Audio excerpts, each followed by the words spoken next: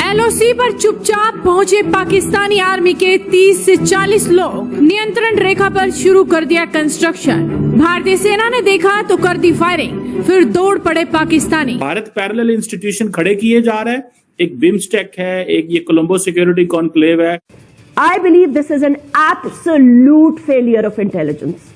We cannot shy away from that. ये कहना कि जी हमारी नाकामी नहीं हुई।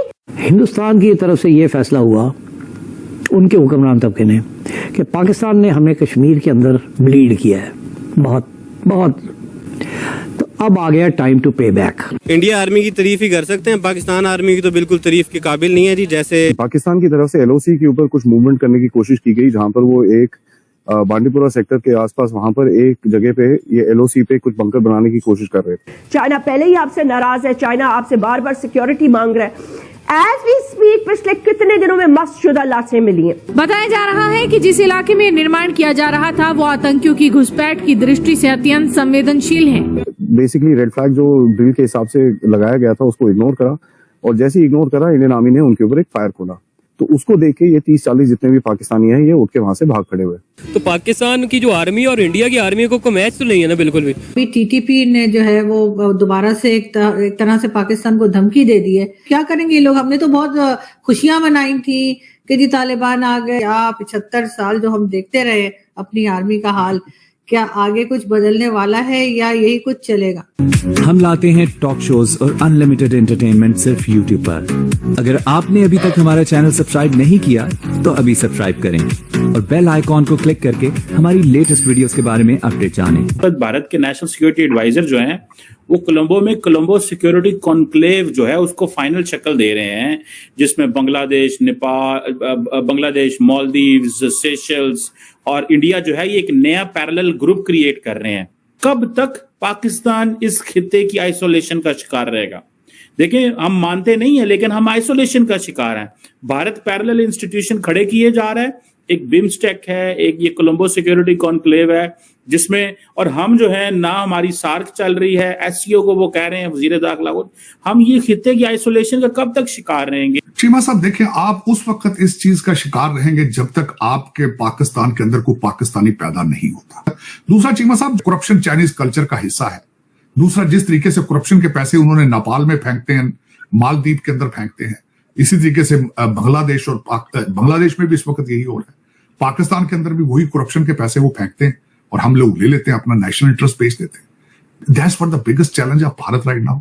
और भारत इज स्टेपिंग अप। पैसा तो उनके पास भी है और उन्हें पता है कि this is what the threat is coming. तो मेरे ख्याल में वो तो अपना नेशनल इंटरेस्ट प्रोटेक्ट करते हैं। आपने पिछले दिनों में देखा होगा जिस तरीके से डॉक्टर जयशंकर साहब ने डिफेंड किया फिर अपना कि हम रशिया से तेल लेते रहेंगे अपना। उसकी वजह यह है कि उनका नेशनल इंटरेस्ट है उसके अंदर। बट उनकी आबादी को सस्ता तेल चाहिए, उनकी इकोनॉमी को सस्ता तेल चाहिए। अपनी फॉरेन पॉलिसी के लिए बैलेंस करने की मुसलसल कोशिश कर रहे हैं। मोदी साहब रशिया गए हैं, साथ ही यूक्रेन गए हैं। उसके बाद जिस तरीके से राजनाथ साहब ने आके इधर भी रिलेशनशिप बैलेंस करने की कोशिश की है डिफेंस कॉन्ट्रैक्ट देके, वो तो अपना इंटरेस्ट प्रोटेक्ट करते रहेंगे क्योंकि वो भारतीय हैं, दे आर नेशनलिस्ट। उनके देखें, मेरे नहीं ख्याल कि राजनाथ साहब के बच्चे लंदन में सेटल हैं। और दूसरा यह कि मोदी साहब का तो कोई मेरे ख्याल में विला या बच्चे लंदन में है ही नहीं, उनके तो बच्चे ही नहीं। लेकिन यह कि चीमा साहब, आपके अंदर जब तक वो लोग नेशनलिज्म पैदा नहीं होगा, you won't be able to survive. में रिपोर्टिंग आई है पाकिस्तान की तरफ से एलओसी के ऊपर कुछ मूवमेंट करने की कोशिश की गई, जहां पर वो एक बांडीपुरा सेक्टर के आसपास वहां पर एक जगह पे ये एलओसी पे कुछ बंकर बनाने की कोशिश कर रहे थे। नाउ ये बड़ी इंटरेस्टिंग सिचुएशन है क्योंकि एलओसी पे नॉर्मली इस तरह की मूवमेंट्स होती नहीं है, क्योंकि कहीं ना कहीं एक बैलेंस रहता है दोनों तरफ से, फायरिंग शेयरिंग भी हो, लेकिन ऐसे क्लोज अप्रोचेस एलओसी के जो बॉर्डर फेंसिंग है उसके पास नॉर्मली नहीं होती है। सो एक नई डेवलपमेंट है। देखिए, बांडीपुरा सेक्टर के आसपास यहाँ पर एलओसी के आसपास पाकिस्तानी एक बंकर बनाने की कोशिश कर रहे थे। इंटेलिजेंस जो आई उसके हिसाब से पता चला कि भाई 30 से 40 पाकिस्तानी वहां पर सोल्जर्स कंस्ट्रक्शन मटेरियल लेके उस तरफ अप्रोच कर रहे थे। जब वो वहां पर अप्रोच कर रहे थे, हमारे को जिस तरह से इंटेलिजेंस थी, हमारी फोर्सेज ऑलरेडी रेडी थी वहां पर, एंड उन्होंने उनको वार्निंग करा कि भाई इस तरफ मत आओ। एज पर जो एक अग्रीड ड्रिल है दोनों कंट्रीज के बीच में, अग्रीड ड्रिल ये कहती है कि भाई जब भी ऐसा कुछ इंसिडेंट हो तो एक रेड फ्लैग दिखाया जाता है where the other side is feeling threatened, and जो पहली साइड होती है जो एक्शन ले रही होती है उसको ये समझ में आना चाहिए कि भैया नेक्स्ट अभी एक्शन ही कुछ गोली वोली चलेगी। इसी तरह पाकिस्तानियों ने भी उसको बेसिकली रेड फ्लैग जो ड्रिल के हिसाब से लगाया गया था उसको इग्नोर करा, और जैसे ही इग्नोर करा इंडियन आर्मी ने उनके ऊपर एक फायर खोला। और ये नॉर्मली वार्निंग शॉट्स होते हैं, इज नॉट टारगेटेड शॉट्स। तो उनके आसपास कहीं गोली वोली चलाते हैं वो, तो उसको देख के ये 30-40 जितने भी पाकिस्तानी हैं ये उठ के वहां से भाग खड़े हुए। क्या 75 साल जो हम देखते रहे अपनी आर्मी का हाल, क्या आगे कुछ बदलने वाला है या यही कुछ चलेगा?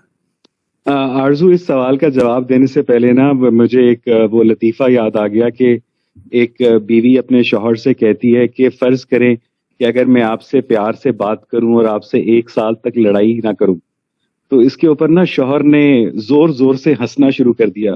तो बीवी ने कहा क्या हुआ है, तो कहने लगा मुझसे तो फर्ज भी नहीं हो रहा।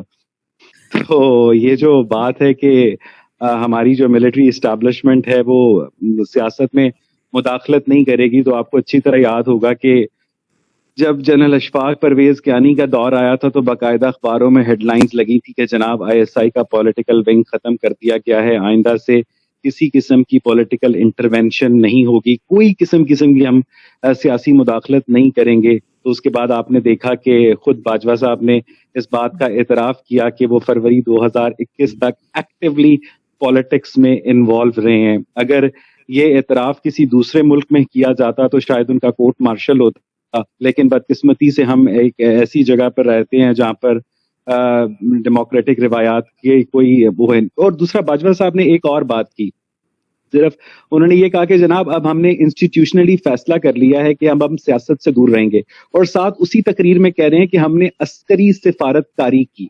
यानी वो अस्करी सिफारतकारी से मुराद ये है कि कभी मैंने शाह सलमान से मुलाकात की, उनसे जाकर पाकिस्तान के लिए पैसे मांगे, कभी मैंने चाइना के सदर शी जिनपिंग से मुलाकात की, उनसे जाकर पैसे के लिए मांगे। तो इसका मतलब ये है कि अगर आप अस्करी सिफारतकारी कर रहे हैं तो आप पॉलिटिक्स में इन्वॉल्व हैं, आप इंटरनेशनल पॉलिटिक्स का हिस्सा हैं, और जब आप इंटरनेशनल पॉलिटिक्स का हिस्सा हैं तो आप पाकिस्तान की नेशनल पॉलिटिक्स का हिस्सा कैसे नहीं होंगे, जब इंटरनेशनल पॉलिटिक्स आपसे वादा लेती है कि आपने नेशनल पॉलिटिक्स को कंट्रोल करना है। अगर तो मैं मान लूंगा जनरल आसिम मुनीर से कोई जापान का सफीर मुलाकात नहीं करेगा, यूरोपियन यूनियन का सफीर मुलाकात नहीं करेगा, लेकिन आज आप देखें कि उनकी जो आज स्टिक की पकड़ाने की तकरीब हुई है ग्राउंड में, उसमें गैर मुल्की सफीर भी खड़े हुए थे, उसमें मिलिट्री अताशीज भी थे।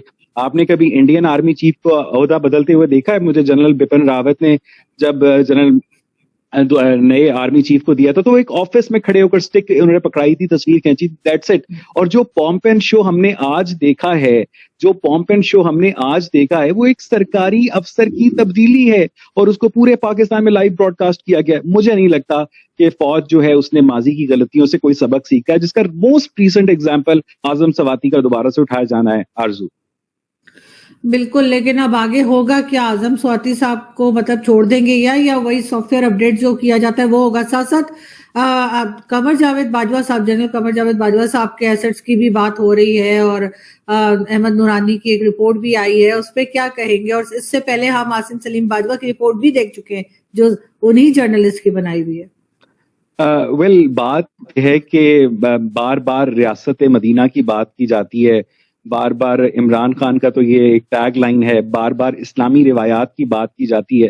लेकिन मजे की बात यह है कि इस्लामी रिवायात में आप खलीफा से चादर का हिसाब तो ले सकते हैं, लेकिन आपने इस बात को असर्टेन किया है कि आप सिपा सालार से और काजी से उसके असासों का हिसाब नहीं ले सकते। तो आपको ये वीडियो कैसा लगा कमेंट बॉक्स में जरूर लिखिए, इस वीडियो को लाइक कीजिए, शेयर कीजिए, सब्सक्राइब करना ना भूलिए आपके चैनल EFC और जेड को। तो मिलते हैं अगली वीडियो में। जय हिंद।